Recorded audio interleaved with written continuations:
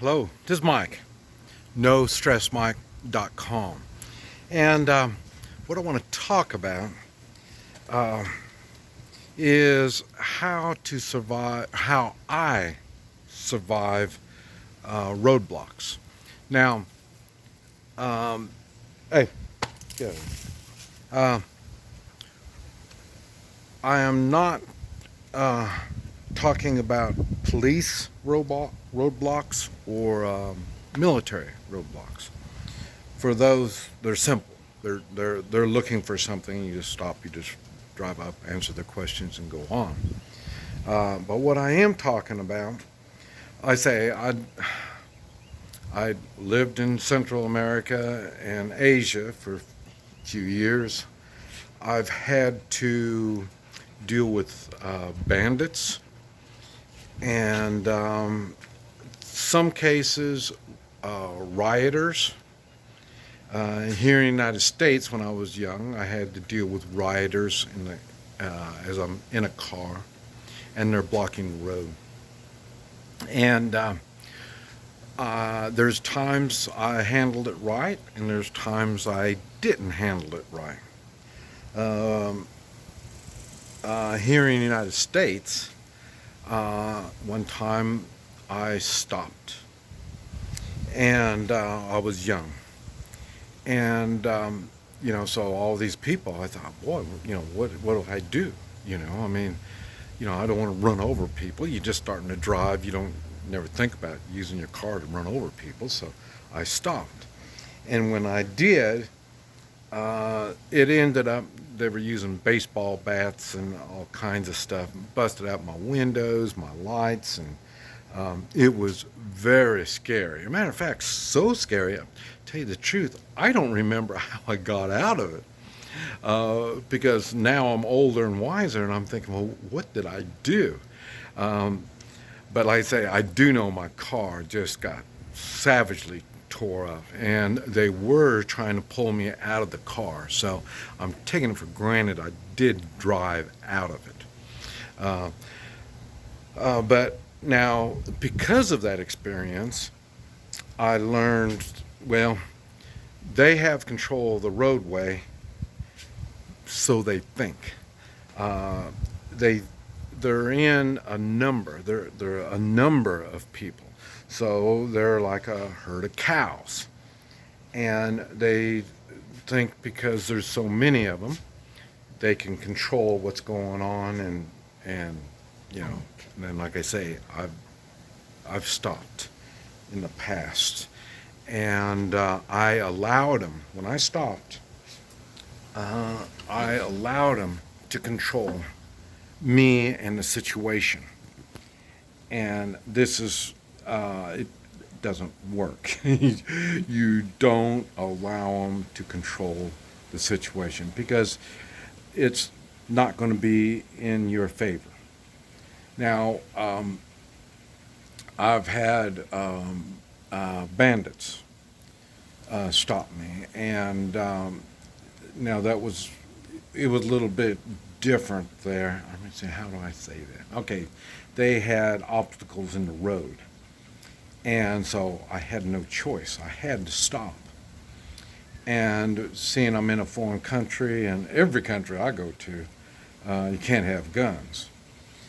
And I'm not saying I didn't have one, but I didn't display it.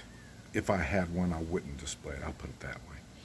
And but when they get me in the spot where, because there's a lot of times it was curvy roads, and you take the curve and bam, next thing you know, there's stuff in the road and you can't stop.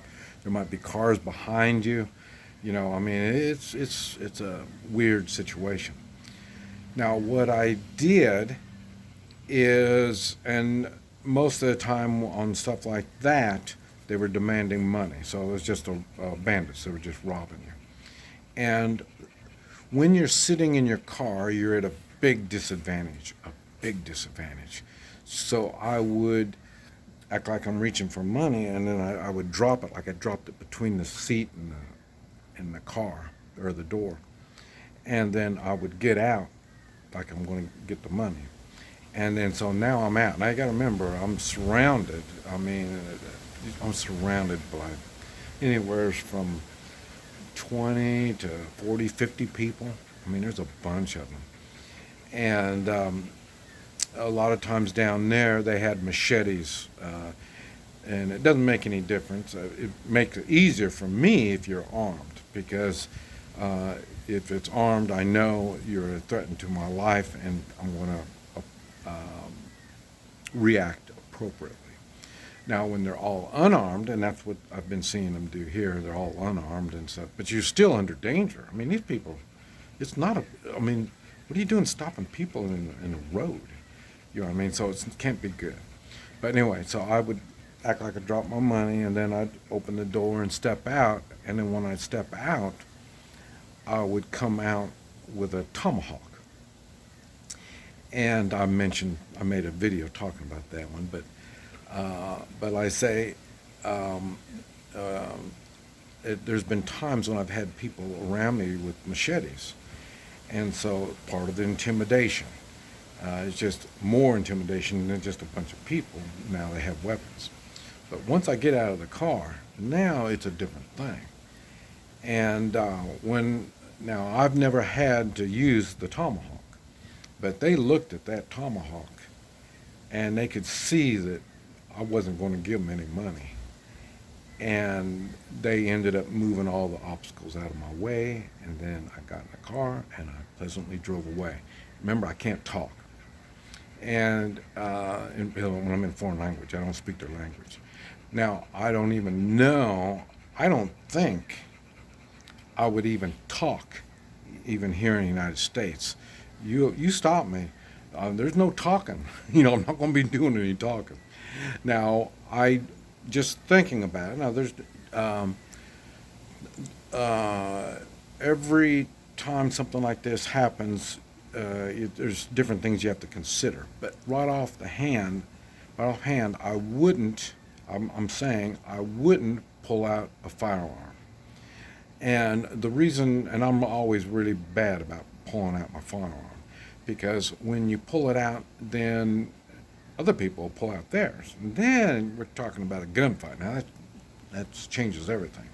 So more than likely, I wouldn't pull out my firearm. But now here in the United States, I drive with my fire extinguisher right next to me. So I may end up putting down my window, shooting the fire extinguisher. When the fire extinguisher comes out, I mean, you won't be able to see nothing. And then I would continually drive on. Whatever you do, you would drive on. Like I say, I wouldn't stop. Nothing good is going to come out of it when you stop. There's nothing good going to come out of it when you exchange words. I mean, they've already made the first move, and that's stopping you. So don't try to strike up a conversation with them. But be focused on your plan. And like I say, maybe the fire extinguisher, and if I was to get stopped, some way or another that I was stopped, then I wasn't able to turn around and get out, drive out, then I would for sure use my tomahawk. Plus, I got my concealed carry. And then I would abandon my vehicle and go through. And like I say, with the tomahawk, the people don't get close to you with a tomahawk. And but I say, hopefully, I'm not going to get in that. I'd rather have my car all busted up and get through than to try to get out on foot. And I wouldn't pull out a knife. It's when you pull out a weapon, things change. It sure changes. You pull a weapon on me, everything changes. Now, the tomahawk, you're saying, well, the tomahawk's a weapon. I've got videos on the tomahawk, how to use the tomahawk, and I've illustrated how to carry a tomahawk when you don't look like you are using intimidation or a threat. But at the same time, nobody will get close to you. And I show you how to use it. And in a situation like that. But I say the best thing is to stay in your car and move slowly through and let them go, and Now, do you drive over someone? Personally, I would. And because it is scary.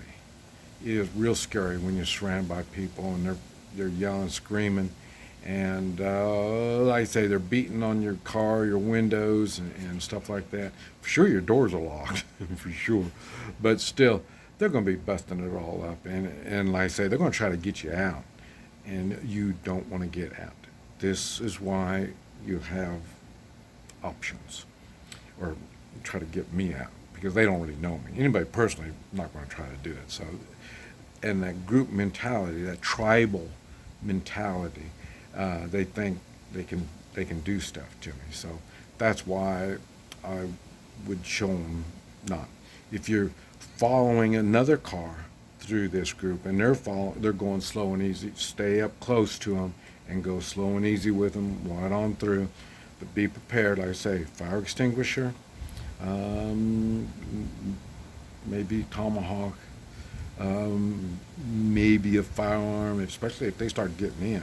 You better have that firearm close to you. But it's these are things you need to think about now. Don't wait till you find yourself caught in those situations. This is Mike, NoStressMike.com.